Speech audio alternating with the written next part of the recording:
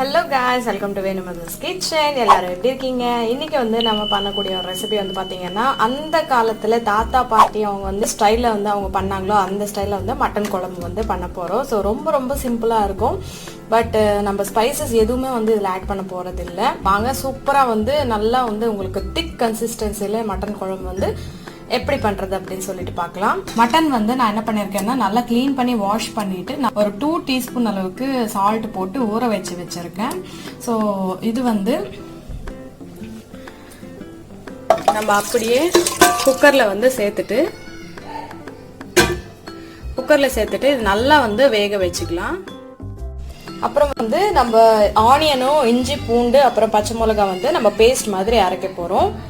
இங்க வந்து பாத்தீங்கன்னா தேங்காய் ஒரு அரை முடிக்கில வந்து பாதி தேங்காவும் அதுக்கப்புறம் வந்து ஒரு 4 முந்திரி வந்து போட்டிருக்கேன்.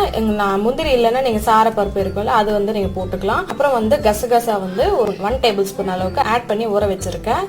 ஸோ இது வந்து ஒரு பேஸ்ட் மாதிரி அரைக்க போறோம். இங்க தக்காளி வந்து பியூரி பண்ணியிருக்கேன். ஸோ அவ்வளோதான், நம்ம வந்து இப்போ ஸ்டார்ட் பண்ணிடலாம். மட்டன் வந்து பார்த்தீங்கன்னா ஒரு 50% வேக வச்சாச்சு. அடுத்து நம்ம கொஞ்சம் ஆயில் வந்து சேர்த்துக்கலாம்.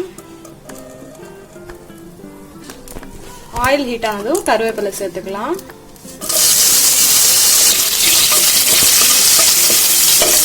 அடுத்து பச்சை மிளகாய் ஆனியன் அந்த பேஸ்ட் வந்து ஆட் பண்ணிட்டு நல்லா வந்து பச்சை வாசனை போற வரைக்கும் நல்லா வந்து சாட் பண்ணிக்கலாம். நல்லா பச்சை வாசனை போனதும் தக்காளி பியூரி சேர்த்துக்கலாம். கொஞ்சம் இது ட்ரை ஆனதும் மஞ்சள் தூள் சேர்த்துக்கலாம். மிளகாய் தூள் கலந்துக்கலாம். மட்டன் பீஸஸ் சேர்த்துக்கலாம்.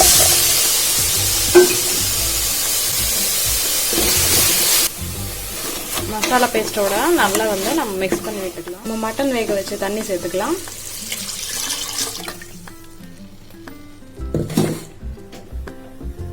சேர்த்துட்டு நல்லா ஒரு தடவை நம்ம வந்து கலந்துக்க வேண்டியதுதான். இதுலேயே சால்ட் சேர்த்துக்கலாம்.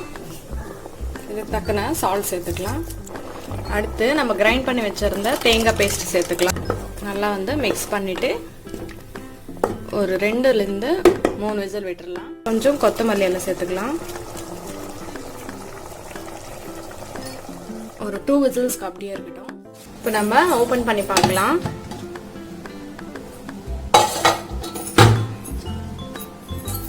ஸோ ரொம்ப திக்கான மட்டன் குழம்பு வந்து ரெடி ஆயிடுச்சு. கண்டிப்பாக வந்து இந்த மாதிரி ஸ்டைலில் வந்து செஞ்சு பாருங்க. இட்லி, தோசை, பூரி, சப்பாத்தி, ஃபுல்கா எல்லாத்துக்குமே வந்து அட்டகாசமான சைட் டிஷ்ஷு. ஸோ ஃபைனலாக வந்து நம்ம இறக்கி வச்சாச்சு. ஒரு 1 டீஸ்பூன் அளவுக்கு கீ வந்து இதில் ஆட் பண்ணிக்கலாம்.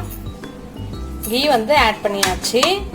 ஸோ இந்த மாதிரி வந்து நீங்கள் ஆட் பண்ணும்போது இன்னும் கொஞ்சம் வந்து ரொம்ப ஆரோமேட்டிக்காக இருக்கும். டேஸ்ட் வந்து இட்லி தோசைக்கு வேற லெவலில் இருக்கும். கண்டிப்பாக வந்து செஞ்சு பாருங்கள். இந்த ரெசிபி உங்களுக்கு பிடிச்சிருந்தா வேணுமாதுஸ் கிச்சனுக்கு சப்ஸ்கிரைப் பண்ணுங்க. தேங்க்யூ ஸோ மச் ஃபார் வாட்சிங். பாய்.